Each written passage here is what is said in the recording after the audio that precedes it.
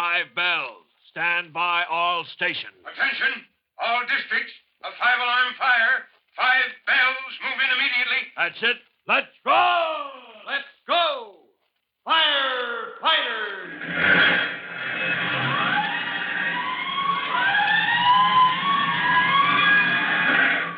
Presenting Firefighters, the true-to-life story of our unsung heroes who stand ready to ride by day or night against our most murderous enemy, the demon of fire. In just a moment, we'll take you to the home of the Collinses, where Tim is having a breakfast with Jimmy and Mrs. Collins after the exciting conclusion the night before of the case of the counterfeit plates. He's in for another exciting adventure, and Jimmy is too. But before we learn about it, here's an interesting message.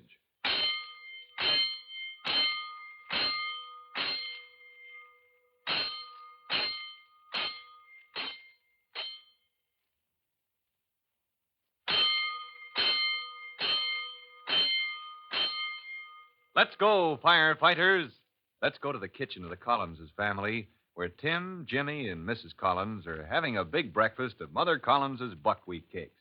And Tim is saying, Oh, gee, how about another stack of buckwheats, Mom? I could eat a horse after that excitement last night. I declare you get more and more like your father. I can just see Ben sitting there now, asking just like you are for a third helping of wheat cakes. Well, when you work, you got to eat, Mom. Oh, you're just naturally a glutton. Now, Jimmy, if you'd been up most of the night working, you'd be hungry, too. By the way, what's the matter with your appetite this morning? You usually take... Oh, big day, Mom. I'm meeting Jack to talk over some business about the Firefighters Brigade. We want to raise some money. Oh, what are you going to buy? Ice cream, sodas? Oh, no, Tim. This is important. It's for our equipment fund. You got any suggestions? No, but I'll think about it. Okay. Well, I got to be on my way. I'm due to meet Jack at his apartment in 5 minutes. I'll see you all later. Jimmy, finish your breakfast. Oh, gee, Mom, I've had plenty. One guy that overeats in the family's enough. All right, none of that. None of that. If you were a working man like me, you'd eat a decent breakfast, Oh, let him go, Tim. I guess he's just excited. Come right back when you've finished your business with Jack. I've got some things for you to do today. Okay, so long, Mom. And Tim, watch that appetite of yours, won't you? Go on, get out of here. Hey, Jack. Oh, hiya, Jimmy. You're the guy I'm on my way to see. What you doing on Front Street? Oh, Mrs. Larkin asked me to go to the drugstore for her. She's an old lady who lives in our apartment house. Say, I've been talking with my brother Tim about raising money for the equipment fund. Yeah? Did he have any ideas? No, but he said he'd think about it. Oh. Well, let's talk it over with him as soon as I deliver this bottle of medicine to Mrs. Larkin in the apartment here. Say, I never realized you live right next door to a garage. That's pretty convenient when you want to buy gas. Yeah, we keep our car there. Speaking of gas, I see the garage is getting in. Oh, there's Clyde, the gas truck man. Hey, Jack. Hiya, Clyde. Filling up the old tank again, huh? Yep. And this garage sure sells a lot of gas. This is the second truckload I delivered in 3 days. They sure must have a flock of customers. Well, that's our garage, the most successful in town. This is my friend, Jimmy Collins, Clyde. Jimmy, Clyde Cranston. Hi, Jimmy. Some place to meet you, Clyde. Say, Clyde, Hey, Jimmy. I just noticed something. That hose from your gas truck. Now, what about it? Oh, you're supposed to be putting gas in the garage tank, aren't you? Yeah, that's right. It's right under the walk here. Big 500-gallon job. I may be wrong, but it looks to me like you have your hose in the wrong pipe. What do you mean? Well, isn't it supposed to be in the pipe over there? What? It looks like you've got it in the apartment house tank. Holy smoke. You're right. I put her in the apartment's fuel oil pipe by mistake. Gosh, that means you've been running gas into the apartment house tank. Yeah, you're right, Jimmy. Yeah, what a fool thing to do. Yeah, I'll shut it off.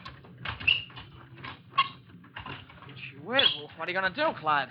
Well, the damage is done now.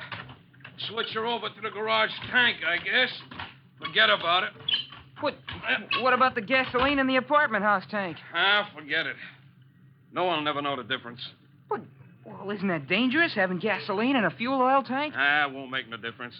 Besides, if the company finds out I pulled a fool stunt like that, it'll cost me my job.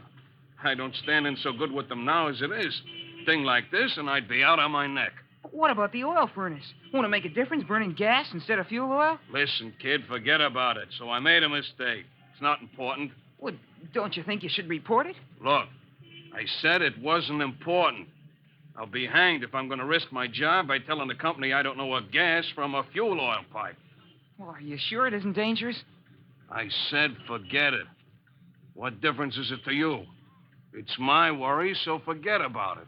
Well, if you think it... I said it didn't matter, didn't I? I got the hose switched. So what? Okay, if you say it's all right, only... Say, what's eating your friend here, Jack? What's he so worried for, anyway? Well, he's just It's wondering only if- that since I became a junior firefighter, I'm always noticing things that might be fire hazards. Oh, so you're one of them junior firefighters, huh? Yeah, I heard about them. Bunch of kids at school got it up, didn't they? Yeah, I'm president of the brigade at our school. Yeah, well, what do you firefighters do besides go around and tell other people how to run their business? I wasn't doing that. It just seemed to me that gasoline and a fuel oil Look, tank... kid, Yeah? you wouldn't be going to squeal on me, would you?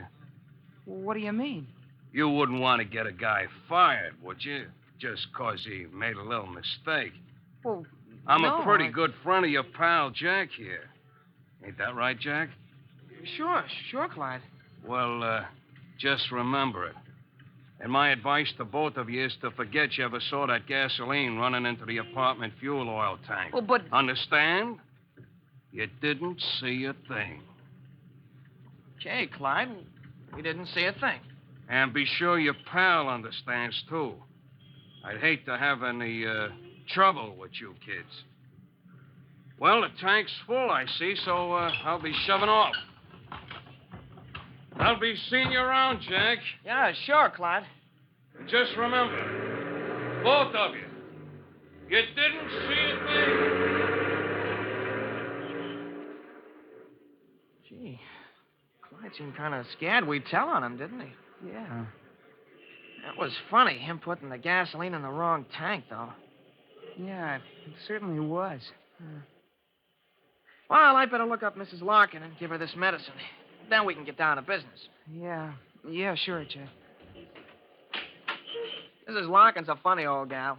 She's always hollering to the superintendent about something. Well, hey, come on in, Jimmy. I can't hold the door open all day. Oh, I'm sorry. Okay. Hey, what's got into you? You look like you're in a trance. Anything on your mind? No, I was just thinking. Oh, there's Mrs. Larkin now, just coming up from the basement. I'll give her the medicine. Mrs. Larkin, Oh, hello there, Jack. here's your medicine. I hope I didn't keep you waiting too long. No, Jack. I've been looking for Mr. Turner, the superintendent. That man ought to be discharged from his job. Never around when you want him. Well, what's wrong this time, Mrs. Larkin? The heat. That man never turns the furnace on. It's like an icebox in my apartment. You seen him? No, I haven't. Here's your medicine. Thanks, my boy. Remind me to give you a dime the next time I have my purse. Oh, that's all right, Mrs. Larkin. I never saw such an inefficient man. Let a body freeze, he would. Just wait till I find him out. Poor Mrs. Larkin, always complaining. You know, she'd want the heat on if it was 90 outside. Well, then the furnace isn't on now? Oh, not on a day like this. Yeah, but if I know Mrs. Larkin, she'll find Mr. Turner and make him turn it on. Oh, no, she can't do that. Well, why do you say that, Jimmy? Jack, Yeah? look, that gasoline in the fuel tank, regardless of what Clyde says, I think it's dangerous. You think so? Yes, and I think we should report it. Yeah, but what about Clyde? We promised him we wouldn't say anything. But if there's danger of an explosion, it's our duty to tell someone. Well, maybe you're right. Only I'd hate to get Clyde into trouble. I've known him for a long time. He's got a wife and a family. Well, Clyde made a mistake. A mistake that's endangering the lives of every person in this apartment house, including your family. Gee whiz, when you put it that way. Yeah, but Clyde said it wouldn't Oh, hurt any... Clyde doesn't know for sure.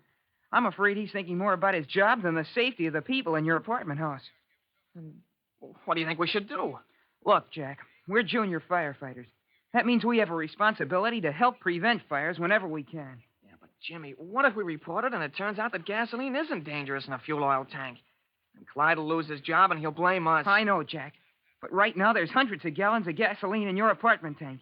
And if Mrs. Larkin ever gets a superintendent to turn on the furnace, there's liable to be a terrible explosion. Whiz, and my mother's sick in bed upstairs, too. Well, what'll we do? I know what I'm going to do. Get my brother, Tim. Well, now, that's a pretty tough decision for Jimmy to make. If he reports that Jack's friend Clyde, through error, ran gasoline into the apartment house fuel tank, Clyde will probably lose his job with the gasoline company.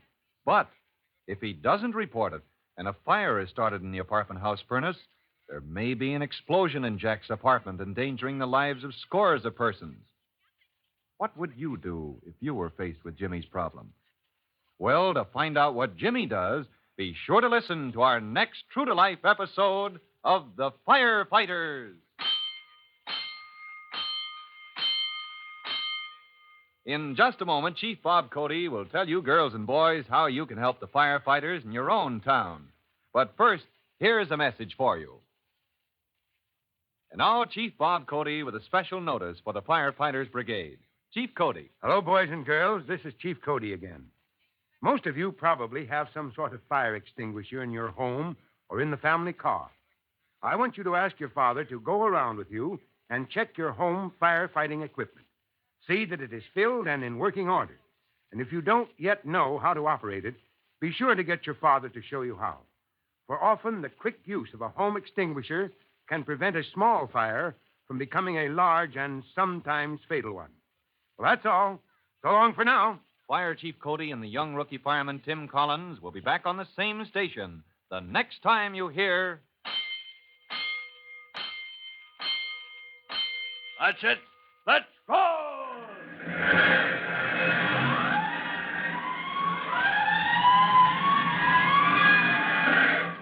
Let's go! Firefighters!